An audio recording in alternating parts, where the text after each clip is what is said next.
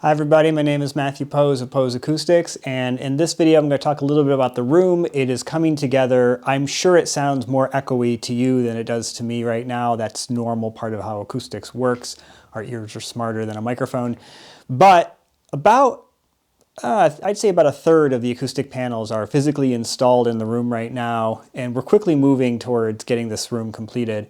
So the things that I've installed so far are the sort of standard fibrous panels. These were custom made just because I wanted a big size. I'll show you pictures of these so you can see one of them is actually a picture panel with a piece of abstract art that I chose. The rest are just black suede. Some of the diffusers are up. Those are the good panels, so I got 6 of those up. And you can see how I've arranged those in the room. The acoustics in the room, of course, was transformed dramatically the moment that I got even this much panels up. And as I said, there's more to do. I have actually taken RT60 measurements of the room. I'll show you that. And the way I did that was I put all the panels in the room, even those that aren't installed yet, and laid them up either against the walls or on the floor to mimic what it would be like when everything is fully installed and kind of figure out where I'm at. We're almost dead on to the 0.35 seconds that I was hoping for. There are some minor issues, but this is a normal part of engineering a room like this. So the key is we don't want to over deaden the room. And you could look at this and say, oh, we got to add more dampening to like flatten that out. What you're really going to do is just kill the room. So I'm going to do that. It's going to be a modification to some of the panels to kind of change the way they absorb. This area behind me, so this whole screen, as you guys saw, was building this. There's 2 inches of absorption behind the screen itself, but above and below it are these cavities that are going to be lined.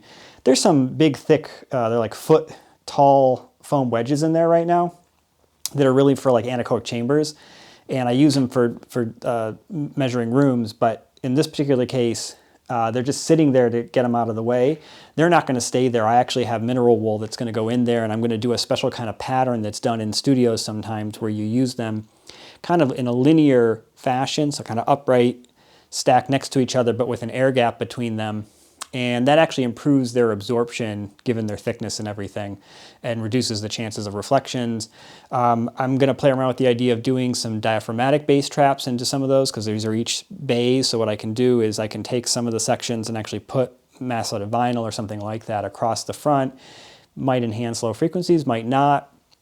I figured why not? I've got material laying around to play around with, see how it works. I mean, this was intended as much as my theater as a lab. I really wanted to try out ideas that conceptually seem like they should work, but like in fact, I don't know if they work. I don't know if these are really good ideas or not. And the only way to know that would be to try it out. Even stuff that's done in labs that seem to show up as valuable in labs don't work in real life always, just for various reasons. And so sometimes being able to test an idea that seemed to work in a lab in a real room and making sure that the results translate can be a good idea. So, that was the goal of the room. As I said, it's coming along. I'm excited. Panels are working out really well. The acoustics of the room are good. It sounds fantastic. We've watched probably a half-dozen movies as a family, had some people over. A lot of my friends have never actually experienced a theater like this before. I mean, this is basically a private home cinema done to a pretty high standard. People have asked me the cost. I haven't sat down to figure out exactly what this would be as like a retail theater. If you include construction, engineering, etc., I would guess $250,000 to $300,000 probably. I do think, people say sometimes, can you get similar for less? Yeah, absolutely. But this was meant to use high-end products, products I want to work with or know that I like working with. I wanted a good theater for myself, but like I said, I also wanted a lab to test out good ideas. And so this sort of serves all those purposes. I'll talk more about the speakers in another one. You guys know I'm a big Perlisten fan. I sell Perlisten. I got into selling them because I'm a fan of Perlisten and of their design team. I couldn't be happier with the speakers. Everything sounds really good and has worked out really well. So, subscribe to my channel and keep watching, and you'll get more updates like this.